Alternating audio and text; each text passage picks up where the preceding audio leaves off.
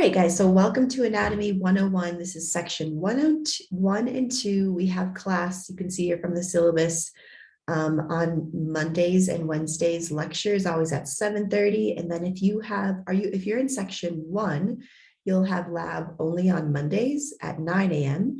And if you're in section 2, you'll have lab on Wednesdays at 9 a.m. And I always take attendance, so we're required to take attendance. And how I do that is I take it via the chat. So if you could, in the chat, write your first and last name, and then write your section number. So for example, I gave you my pretend section number. So if you could always, when you come into Zoom, you can go ahead and enter the Zoom and enter the chat right away with your attendance like that.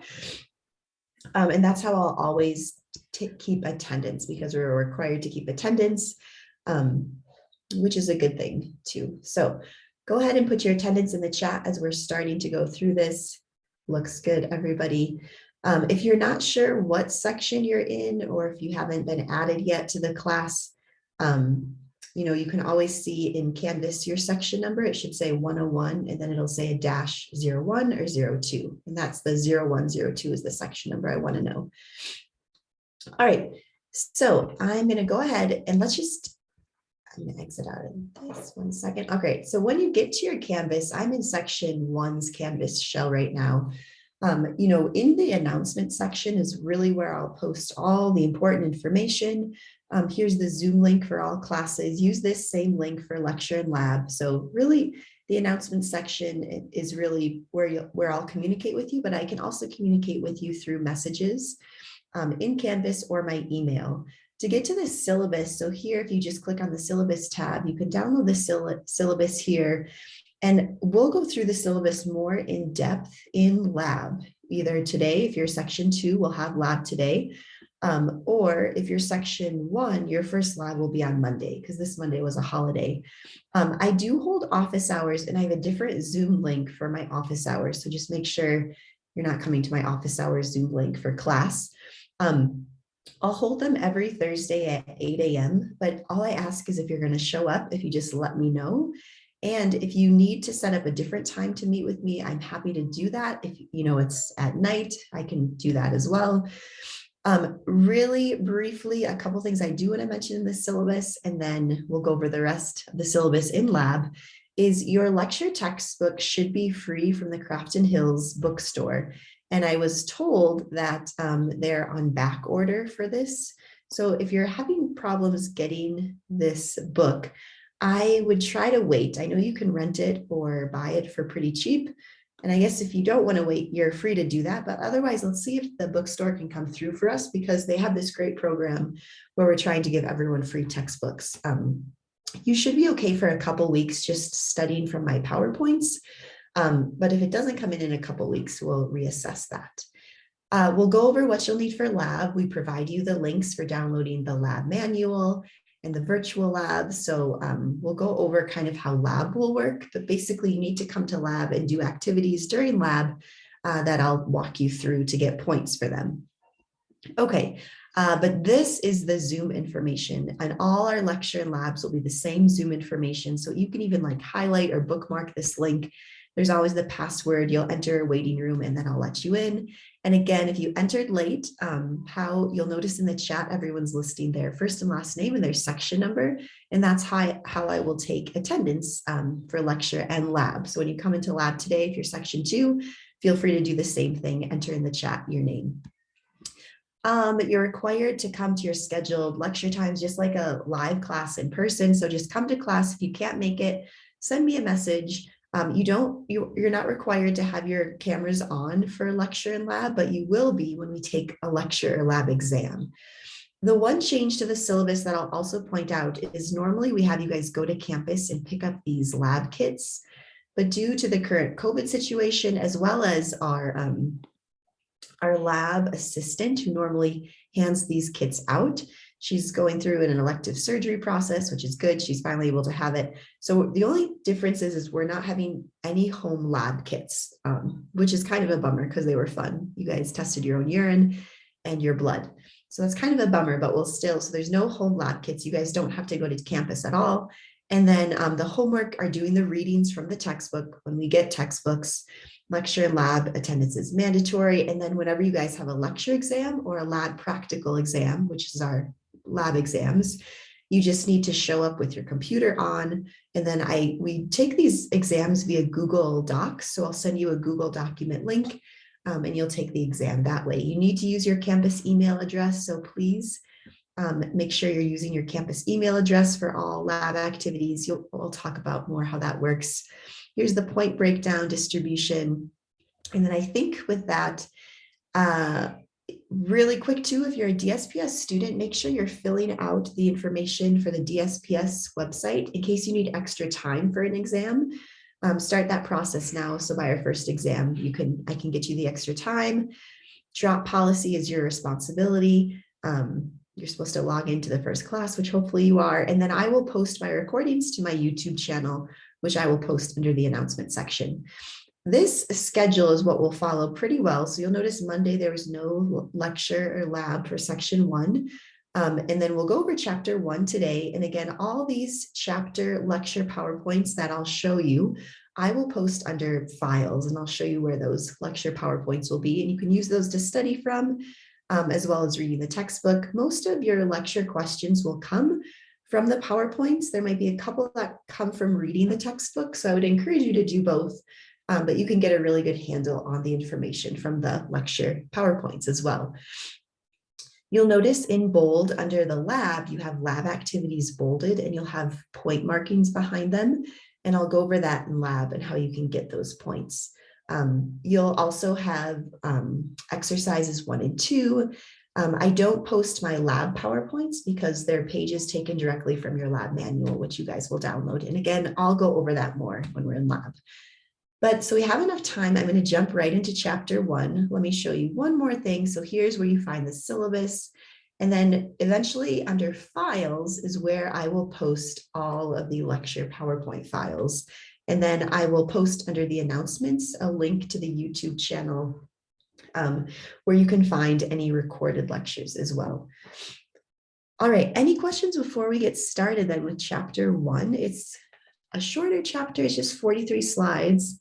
But any questions before we get started? You can talk or you can type into the chat.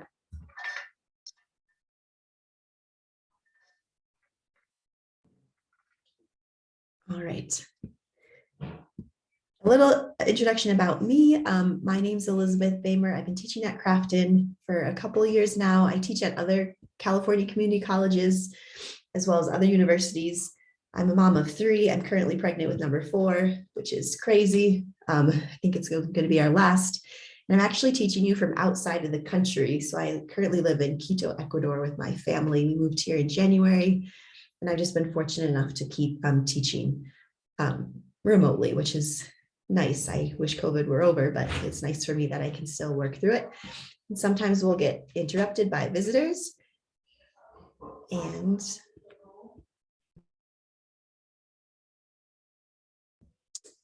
But hopefully that won't happen too often. Okay, so here we are. Chapter 1, the human organism. So this is kind of our brief introduction to anatomy and physiology. I know you guys are in this class for various reasons, fulfilling some sort of requirement, but I love anatomy and physiology, and I hope that after this class, it's my goal that you'll take anatomy 150 and 151 to continue taking anatomy and physiology. But this class is just kind of an essential or introduction course.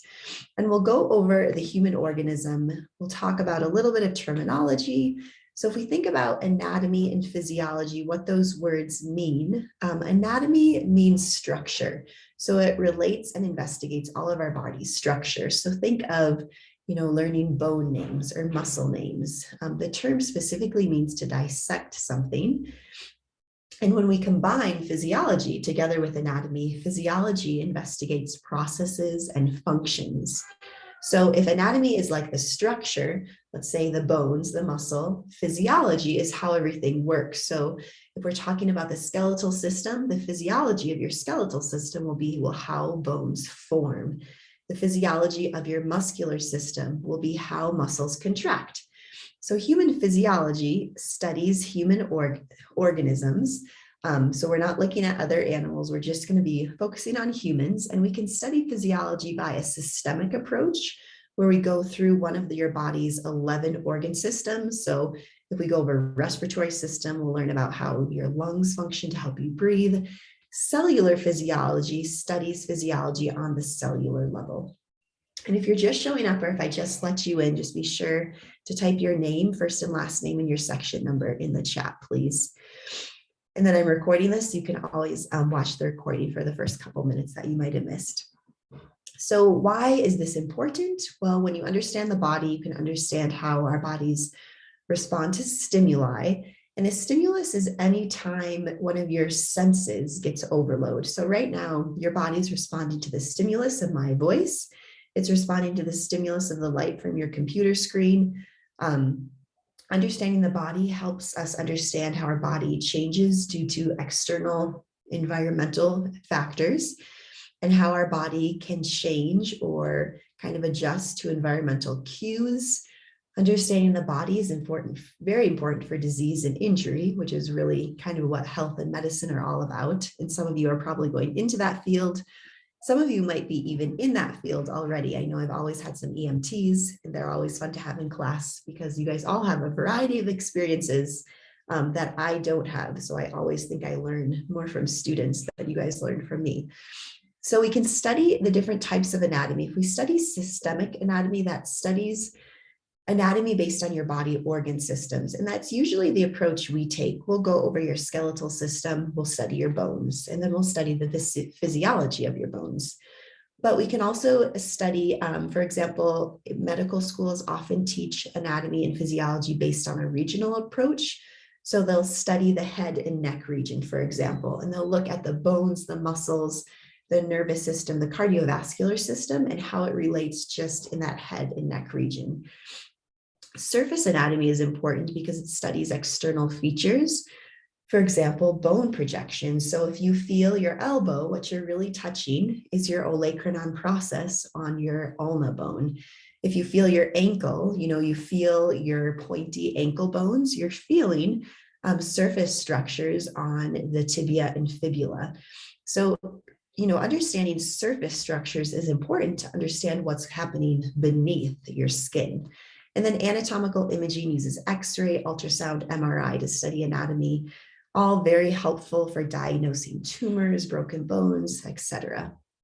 So structural and functional organization, you should know this well. So this is how our bodies are structured and organized. And we'll start at the smallest level, and we'll work our way up. So at the smallest level of our bodies, and really everything is made up of chemicals, made up of atoms, chemical bonds, and molecules.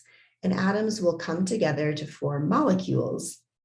Different molecules come together to form kind of the next level, which is the cellular level. And the cell is the basic unit of life because a cell has the ability to divide, reproduce, and kind of carry out its own processes. So a cell is living in a way, and cells are the next kind of level up after the chemical level. Each cell has compartments within it called organelles, and organelles are just like the tiny organs of the cell that carry out its own specific structure and function. So for example, your cells will have mitochondria that create ATP or energy. Your cells have a nucleus, which is kind of the brain of the cell. So that's the cellular level. So, at the smallest level, we're all made of chemicals, atoms, bonds, and molecules. And then our next level up is the cellular level. Different types of cells that are specific in structure and function and similar to each other will come together to form a group of cells called a tissue.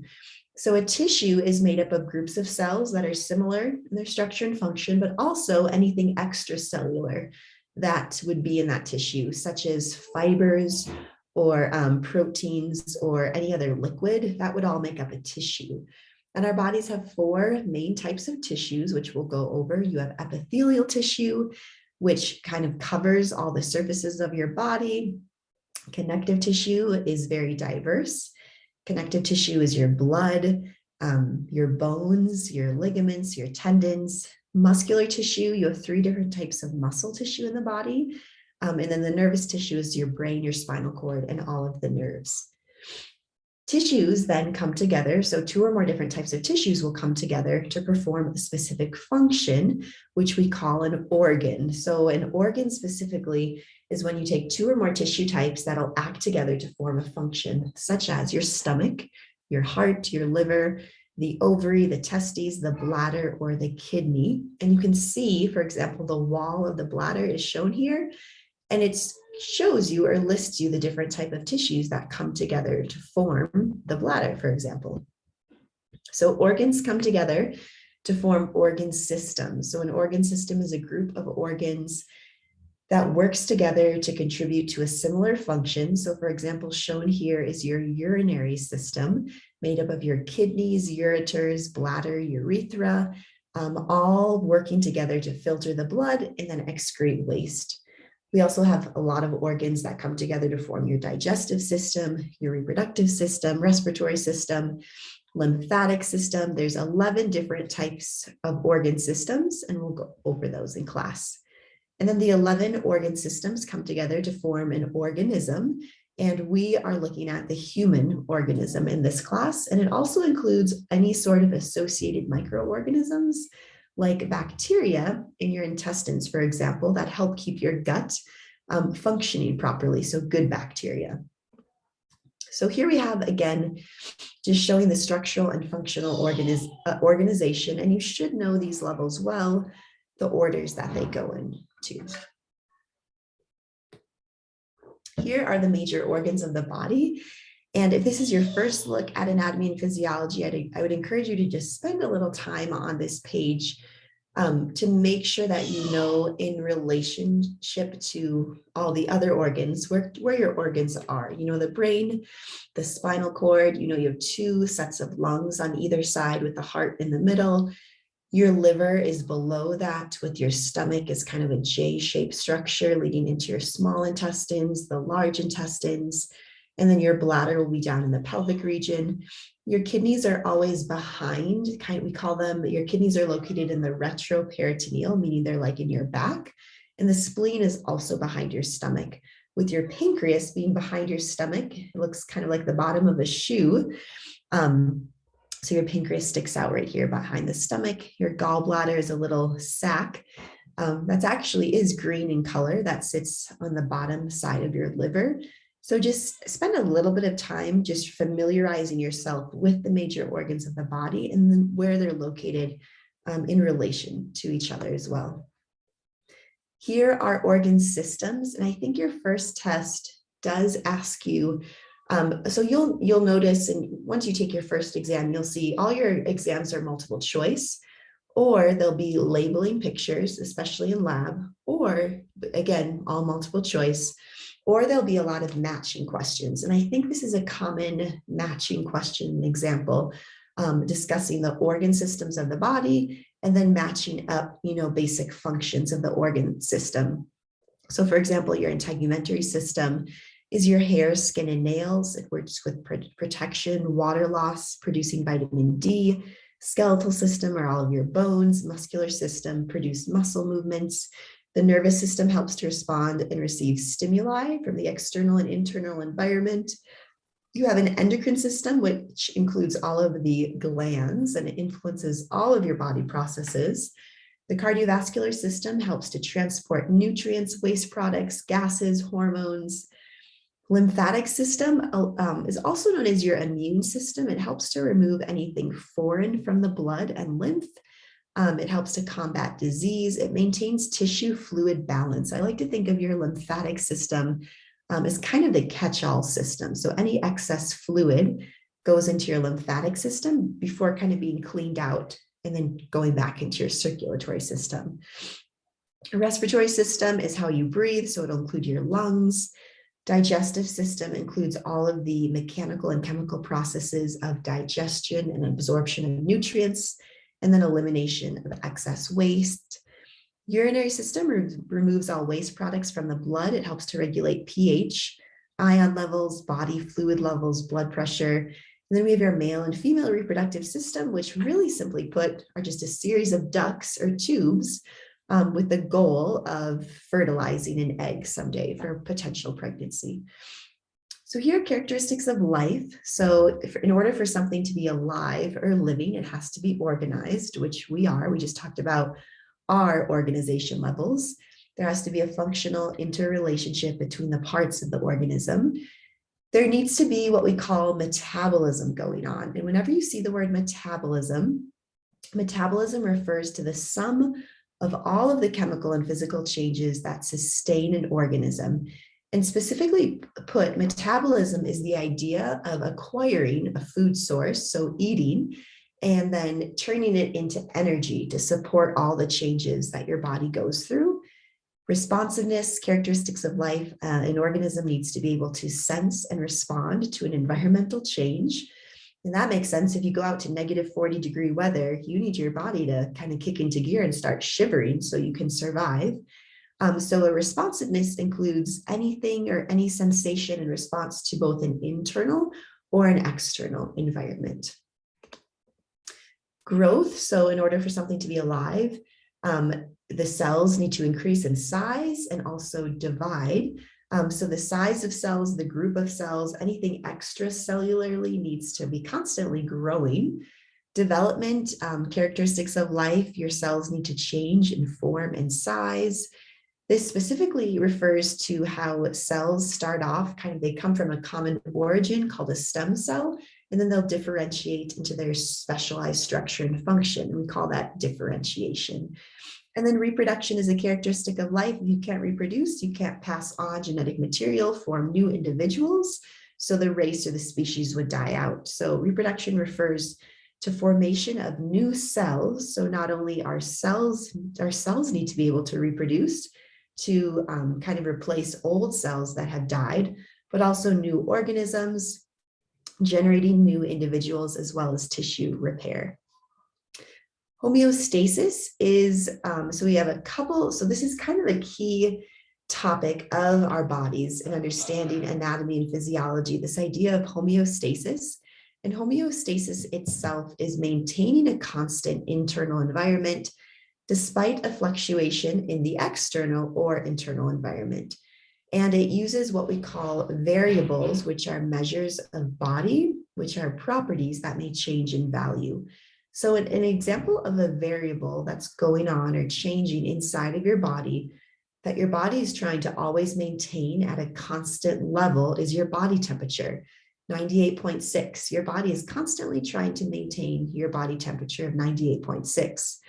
Your heart rate, your body tries to maintain a consistent heart rate, but we know that exercise increases heart rate, or sleeping or resting might decrease it.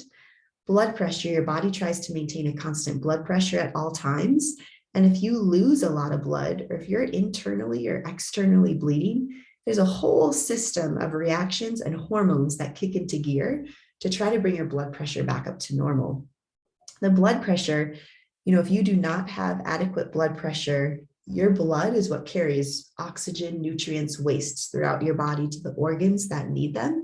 So if you don't have pressure buildup to push that blood along and your blood pressure drops, then your organs, tissues, cells that require oxygen, because they all do, you would eventually die with a very low blood pressure. Or if blood pressure is too high, you might get a blockage.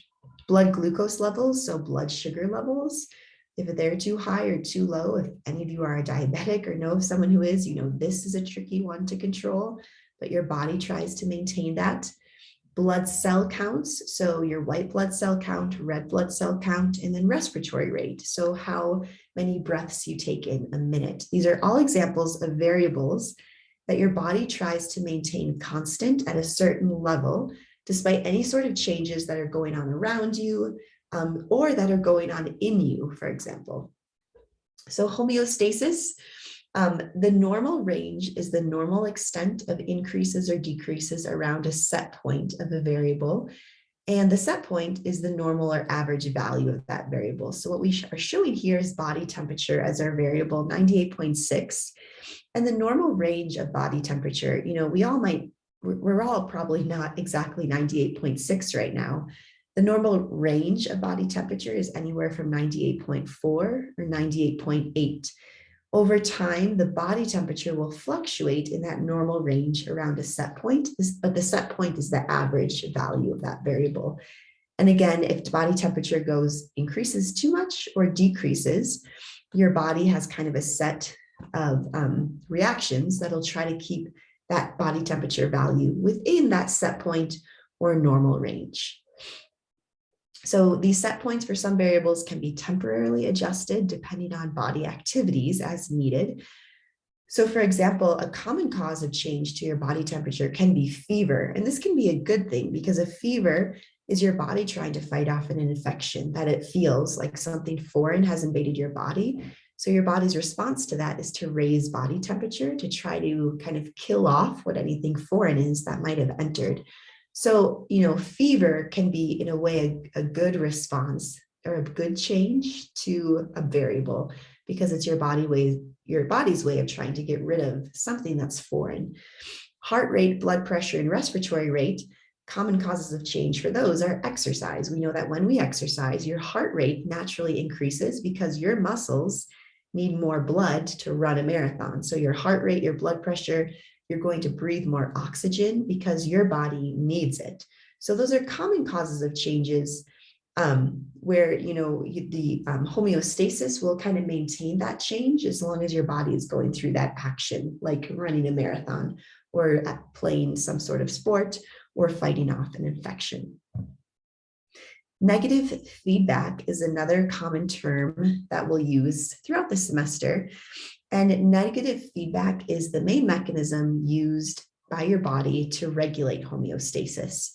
And a negative feedback response always involves detection. So it first detects any deviation above or below that set point variable of a variable, and then correcting it or reversing the deviation back to the set point in normal range. So negative feedback just means it's taking a variable that's outside of normal range and trying to reverse the change back to the normal set point. And the feedback loops all have kind of three main parts to them. The receptor detects a change in a variable. So an example, let's say the variable is temperature. A receptor in your skin might detect the temperature of the external environment. That receptor then sends that information to the control center, and the control center will be the brain or the spinal cord that receives that receptor signal. It has established the set point already of that variable, and then it will send out a response or a signal to an effector. And the effector will directly cause a change in the variable. So again, if we're talking about external temperature and you're going out in negative 40-degree weather, your skin receptors will detect that very cold weather. The brain will send out a response to your skeletal muscles in your leg and arms, for example, to cause you to start shivering, to try to raise the body temperature back up to normal. So here's an example of a negative feedback loop. Using temperature, for example, so we have receptors in the skin. Let's say they're detecting and monitoring body temperature, but let's say the body's getting too hot. So that signal is sent to the control center in the brain. And your brain is so interesting. Your brain has different control centers for each variable. There's a control center for temperature, a control center for heart rate. So the control center for temperature kind of gets this signal that, hey, the arms are telling me that they're hot. So the control center then sends out a signal to an effector. In this case, it's a sweat gland. So the sweat gland will start to release sweat or this watery substance to try to release heat along with it to cool down the body. So here, we've talked a lot about temperature, and this kind of slide and picture of this slide, you will see, throughout the semester, you'll see kind of this homeostasis negative feedback loop shown in these kind of sort of pictures. And they're always kind of starting at the middle of the page. So for example, number one, we're showing body temperature and then the normal set point or range of body temperature. This dotted line is showing us that homeostasis is disturbed. So the body is above normal body temperature.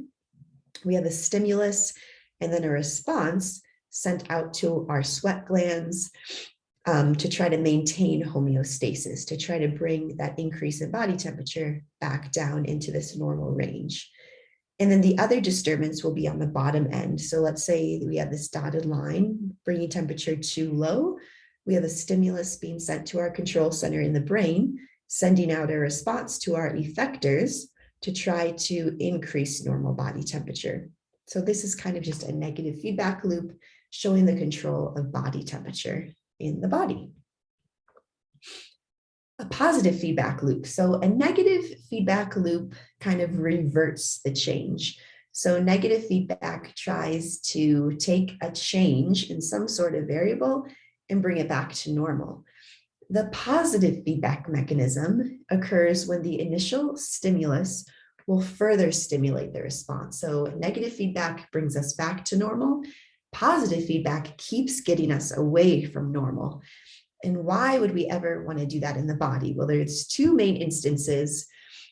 So the system response causes a progressive and continued deviation away from the set point. So there are systems in the body that want to continue getting this variable outside of normal range. It's not directly used for homeostasis, but it's used for specific processes in the body that need a continual change until something occurs. So one thing is childbirth. So childbirth, oxytocin, a hormone released from your brain, tells your uterus to contract and continue contracting, and your oxytocin levels will continue to get outside of normal range until the uterus squeezes the baby out and the baby's born. Another example of positive feedback, because the males are probably thinking, well, how does this apply to me? Whenever there's an injury or a disease, so let's say you just are cutting vegetables and you accidentally cut your finger, blood will rush to the area of the cut to bring with it platelets. And more platelets rushing to the area of cut will further tell other platelets to come to that area to try to produce a clot in the area of blood vessel damage. So that's another positive feedback mechanism where more and more blood and platelets will come to an area of injury to try to, until the blood stops bleeding and a clot is formed. This also occurs with disease. You know, if anything foreign attacks your body, your white blood cells will attack that foreign object until it's gone. So more and more will come into play. Negative feedback mechanisms are unable to completely maintain homeostasis. And sometimes you'll need other, options. If something is really out of range, like blood glucose levels, when you're diabetic, you might need some synthetic measures in the case of a disease. So this is just a comparison of negative feedback and positive feedback mechanisms to maintain, homeostasis in the body. A negative feedback mechanism, again, is where the product or the amount of a product. So for example, we're talking about a substrate, which is kind of an initial molecule forming something at the end. What we're showing is as whatever is formed at the end, let's say in a chemical reaction, that will kind of turn off the future formation of it when its level of normal is reached. Whereas positive feedback, if we're actively forming a positive product, or we're forming oxytocin, a hormone need for childbirth, that kind of formation of oxytocin will continue to tell the brain to continue creating more and more until the baby is born. So those are just two differences between positive and negative feedback mechanisms.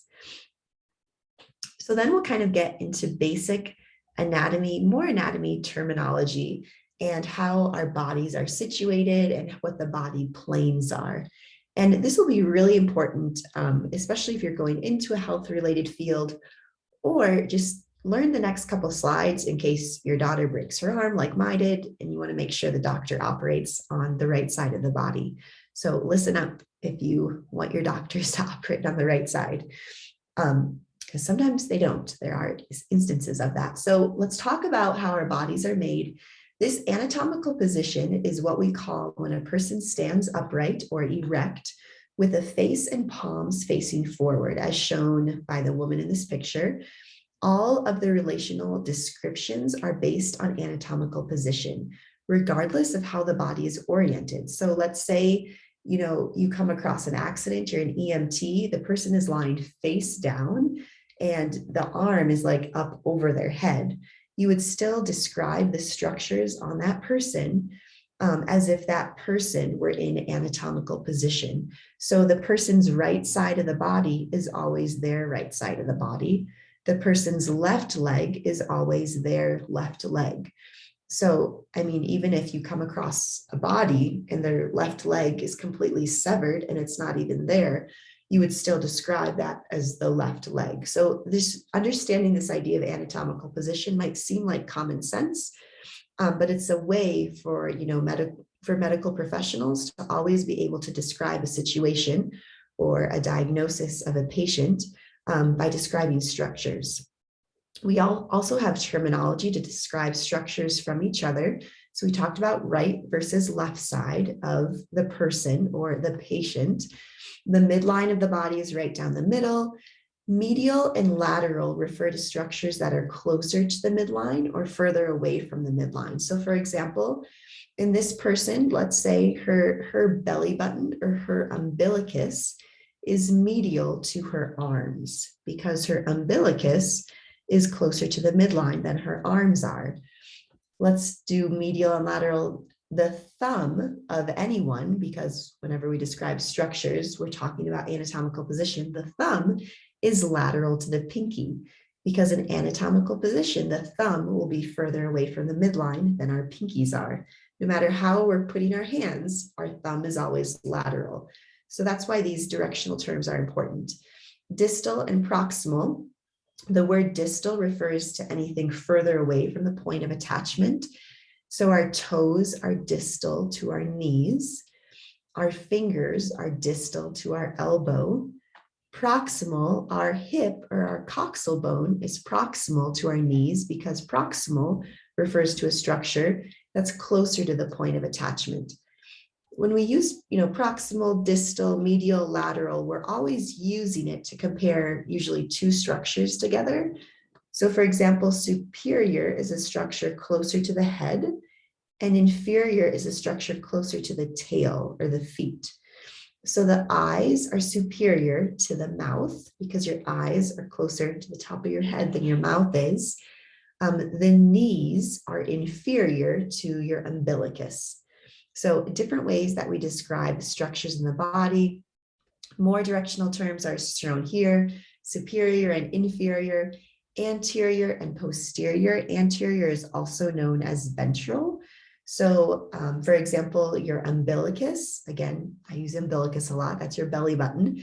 The umbilicus is anterior or ventral to your gluteus maximus muscle. Your spinous processes, which is your spine, is posterior to the pectoralis major muscle, your pec muscles on the chest. In something to keep note of, and it doesn't really apply to humans, but if you're talking about a four-legged animal like a cow or a dog, the term ventral refers to their belly and the dorsal refers to their back. And that corresponds to anterior and posterior in humans too. One other thing to just throw this out there is this is really important for physical therapists, occupational therapists that might be trying to get, range of motion back in a certain part of the arm or body region. They use these directional terms a lot as well. Okay, so kind of a review of all those directional terms. Body planes is how we cut the body into different sections. And this is important to know if you're ever trying to explain, or if you yourself are a patient and you want to understand, you just got an MRI done of your entire torso and you want to know, like, well, what am I looking at? Body planes are important for separating the body into different cuts. A sagittal plane separates the body into left and right parts. So a sagittal plane would just kind of cut your body down either the midline or any way that would separate the body into a right or left half. A median plane is specifically in the sagittal plane, but it divides your body into equal right and left halves. So here's the sagittal plane right here. And why this is important is sometimes we'll show you structures within the sagittal plane. So if you can kind of imagine for me, not in a gruesome way, cutting this man down, right down his sagittal plane, and then opening him up, and how we would see the inside of the brain based on that cut. It would give us a good view of a tumor or disease that could be in that area of the body. We wouldn't see everything in a sagittal plane, though. We might have to take different cuts. A transverse plane is a horizontal plane that separates the body into a superior or an inferior part. So let's say we're cutting this guy right through the chest or the belly button, and then we're looking at the inside. That would show us a very different view of the inside of his body than if we're looking at it in the sagittal plane. And then the frontal plane is a vertical plane. So it's this one right here that will separate the body into a front and a back half. And again, this is important for reading, x-rays, but really important for reading MRIs, which give you a complete kind of 3D look at the inside of the body. And then you're able, from that 3D look, to kind of cut the body in different ways to find a tumor or disease or a broken bone or a ligament. So just understanding these planes is really helpful for understanding how you can see things going on in the inside of the body. So here's a sagittal section of the head. If we were to cut down the midline and then open it up, this is what we would see. Here's a transverse section, so kind of cutting through the abdomen region and then opening it up. This is what we would see from a transverse section. And then a frontal section, we've kind of cut down kind of vertically right down your femur. So you can see how the femur kind of connects in with the coxal or the hip bone. So these body planes are really important for understanding that. Here are different planes and cuts and what they might look like. So let's say we're looking at your small intestine. We take a longitudinal section and then open it up. We would see kind of an oval shape. But if we would take more of like a transverse section, we would see more of a circular shape. So that's why these cuts are important to understand. Body regions, and as we go through, this course, this anatomy and new terminology that I'm, taking you through in this first lecture might seem like a lot, but it'll completely be reiterated in every lecture we go through. The upper limbs refer to the upper arm, the forearm, the wrist, and the hand. Lower limbs refer to the thigh, the lower leg, the ankle, and the foot. And then the central region, or the axis of the body, is your head, neck, and trunk. And then looking at these body parts and regions, each region has a name to it. So if we talk about the frontal region, we're referring to the forehead. Orbital region is eye, nasal is nose, oral is mouth. And you'll have different structures. For example, you'll have the optic canal, you'll have oral cavities that their name is even uses the body region that it's a part of. So I usually tell students learning anatomy is almost like learning a new language. And once you learn, for example, what these body regions and what they're called, for example, the axillary region is the armpit, then if I ask you, well, where is the axillary artery located? You'll know that it's probably somewhere in the armpit region. Pectoral region is the chest. So your pectoralis major and pectoralis minor muscles are in the chest region. Mammary is breast, your mammary glands. Abdominal, umbilical, umbilicus. I've already used some of these regions. The pelvic region, inguinal, pubis. Carpal regions are your wrist, and tarsal regions, or are not listed here, are part of the pedal or foot. So again, spend a little bit of time even just reading through these regions and start to get your brain used to hearing them, so that when we come back and talk about the antecubital triangle, that's the little triangle on the front side of the forearm where venipuncture occurs, where they try to stick the vein to get a blood sample. More body parts and region from the back. Vertebral region, scapular region, nuchal, occipital, sacral, gluteal, gluteus maximus muscles are in your gluteal region. The sural, popliteal is behind the knee. Plantar, you might have heard of plantar fasciitis, very painful. That has to do with the sole of your foot. So again, more body regions. Subdivisions of the abdomen. And there, you might have a test question about what structure or organ is located in one of these subdivisions. So That's why I told you to spend some time just learning your basic anatomy of organs. And then this is important for subdividing the abdomen.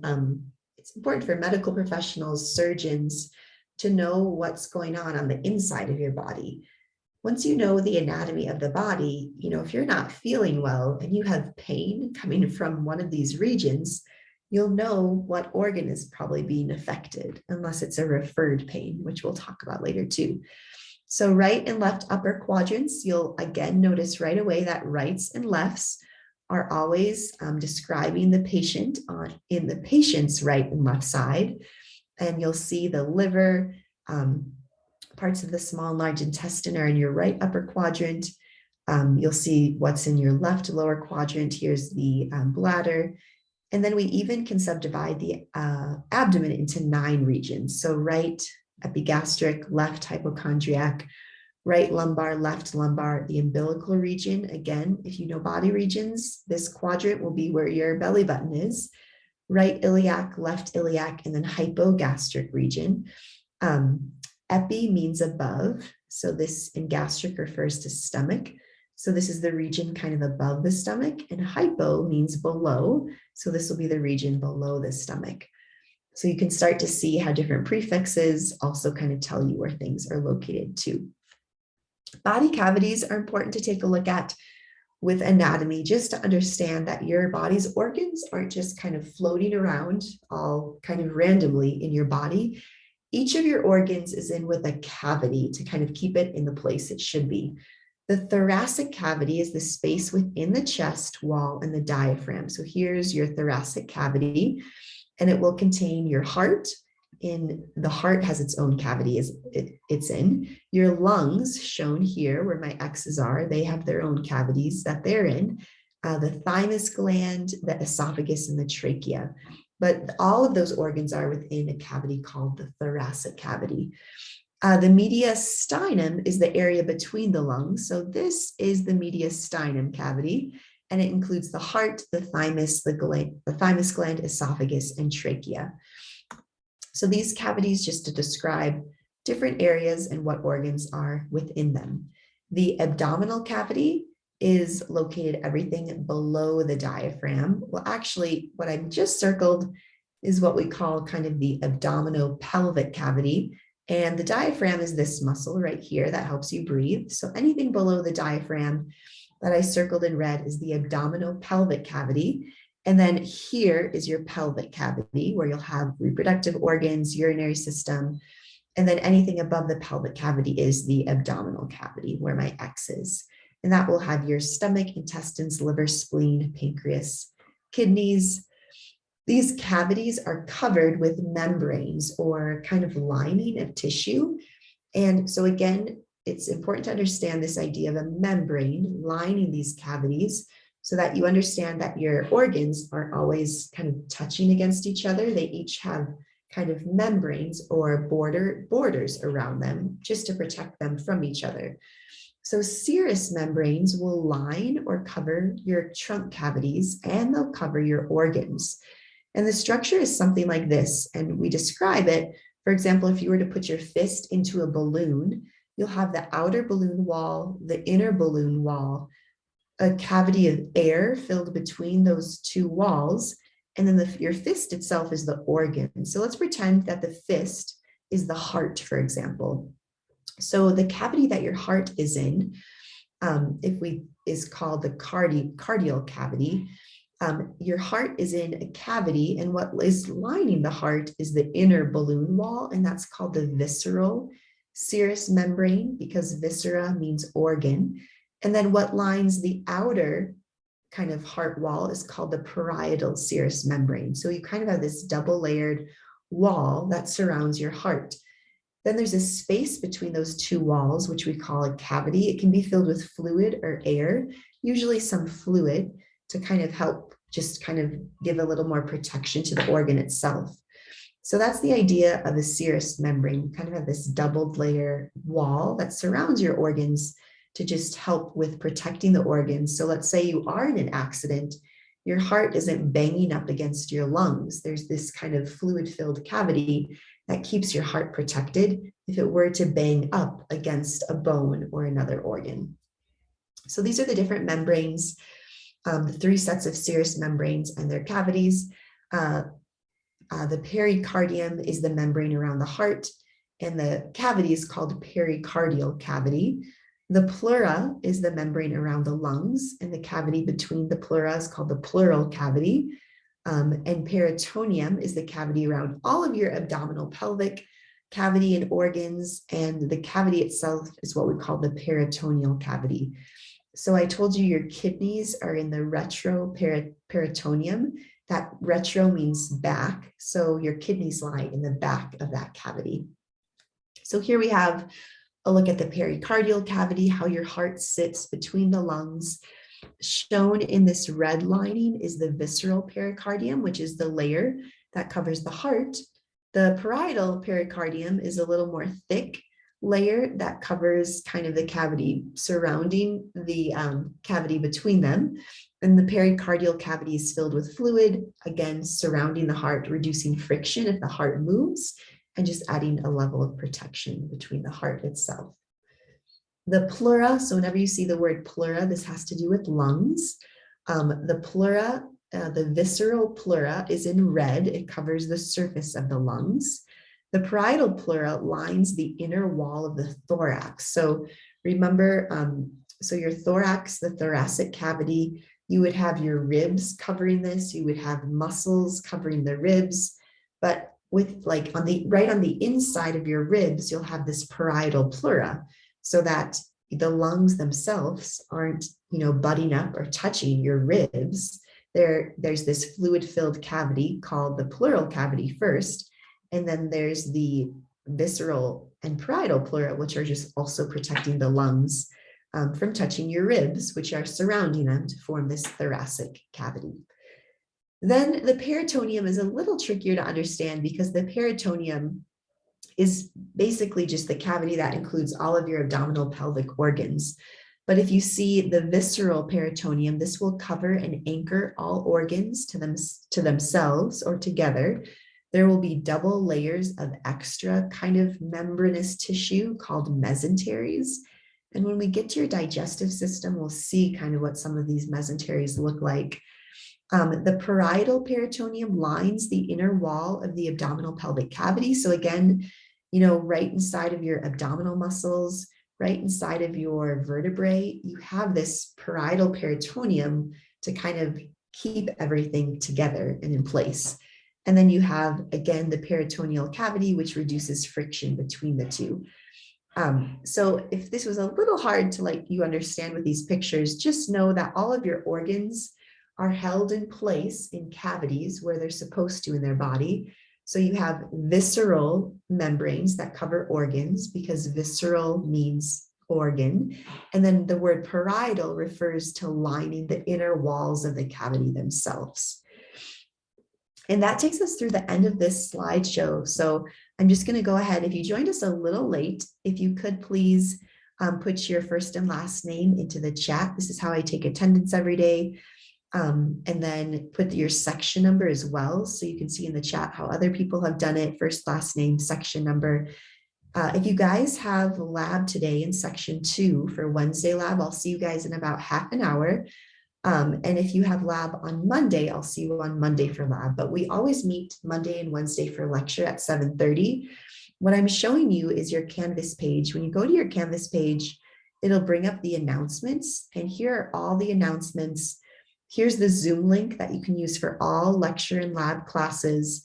I'll go over the syllabus more in detail in lab today and on Monday. I will also post in the announcement section today a link to our YouTube channel where I'll post all lecture recordings. I don't usually post lab recordings because you'll see that they're a little short and you have all the information with them. And then the syllabus is shown here. You can download the syllabus. We'll go over that in lab more in detail. And then under files, this is where I'm going to upload right now all of the lecture PowerPoints that we'll go over. So I provide you lecture PowerPoints to study from.